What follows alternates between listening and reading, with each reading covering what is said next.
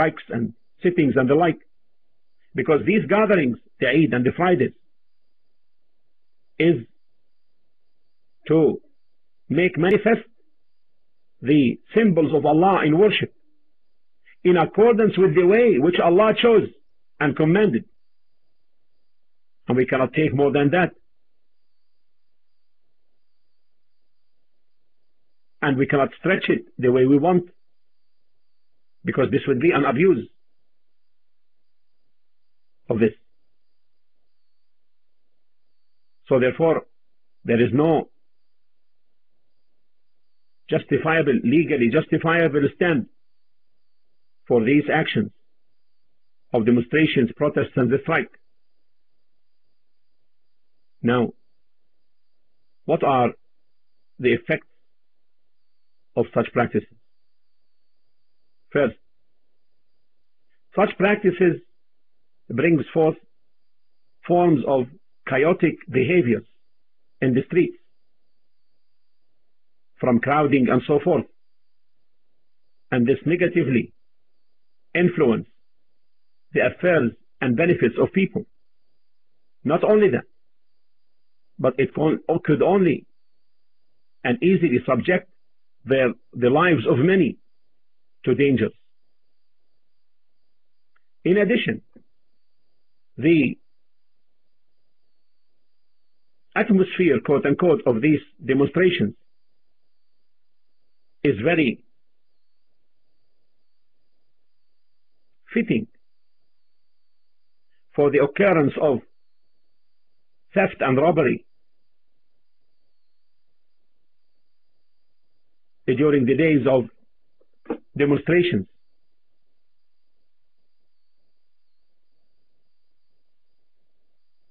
And many businesses could be affected also. Not to mention that in many parts of the Muslim world, those demonstrating, if you don't close your shop, they may end up rocketing it with stones and the like, or even label you as a traitor.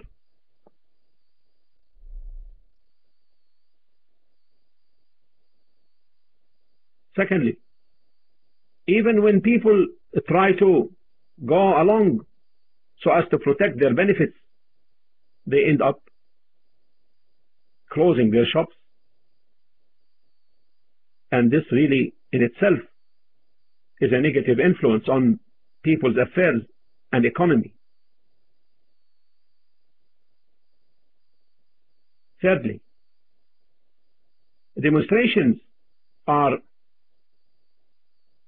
golden opportunities for people having hidden agendas and people of fitna to infiltrate the ranks, to the degree that some of them may use even firearms in order to strike the fitna,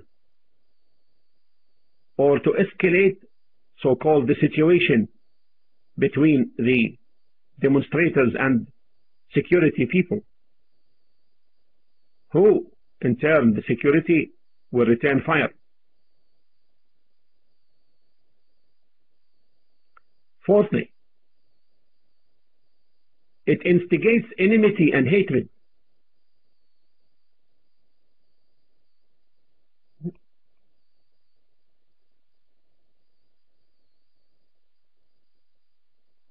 Instigating enmity and hatred between the people of the same society, the security forces on one hand and the civilians, whereby the security forces will try to stop the demonstrations, leading to confrontations and shedding of blood and injuries, and then it becomes a revenge. Fifthly,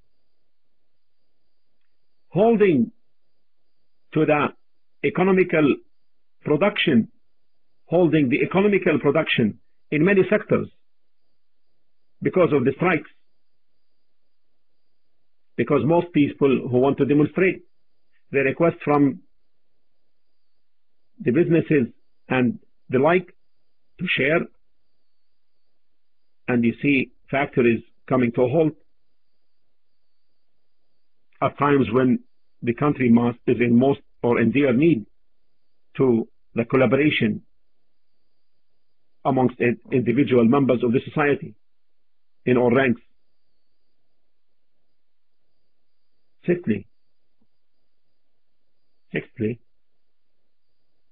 disturbing the security, overall security, and disrupting the overall security in the lands due to the confrontations.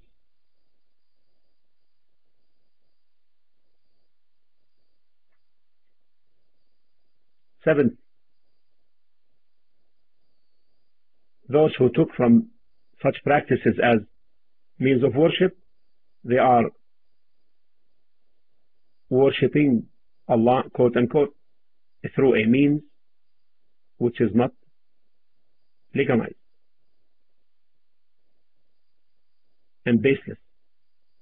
So they, quote, end up worshipping Allah through a way not acceptable to Him subhanahu wa ta'ala. And for any action to be correct, it must be based upon pure intention and itself being legal, condoned by Sharia. And the actions of Muslims who do these things is like, or it reminds us with the saying of Abdullah bin Mas'ud, may Allah be pleased with him, when he said, كم من مريد للخير لم يبلغه. Many are those who intend good, but they do not achieve it. Could not achieve. Because in order to attain the good, you have to work according to the Sunnah, to the legal ways. And eighthly, these practices hasten the confrontation between the groups and governments. Why? Because such demonstrations will make these groups in the eyes of the government as a threat, and therefore a threat for its survival and security. And therefore the plotting begins to deal with these groups, and sometimes not in a pleasant way, leading to continuous enmity.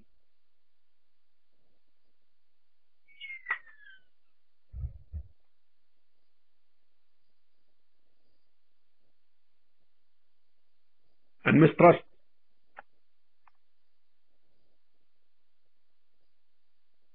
The saying that such practices are permissible led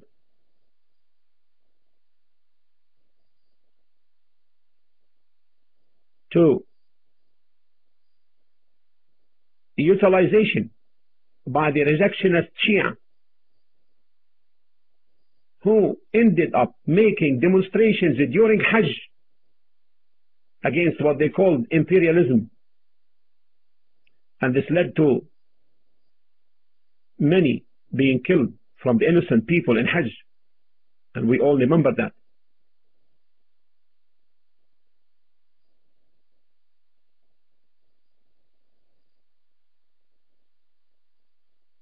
Some misconceptions.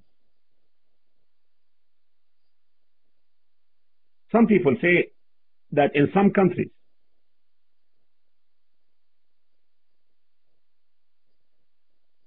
may regulate the demonstrations and permit it in accordance with their laws.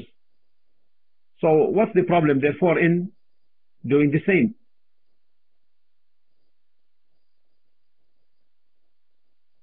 We say even if the government would allow such practices and such regulations, then we should not resort to them, because there is no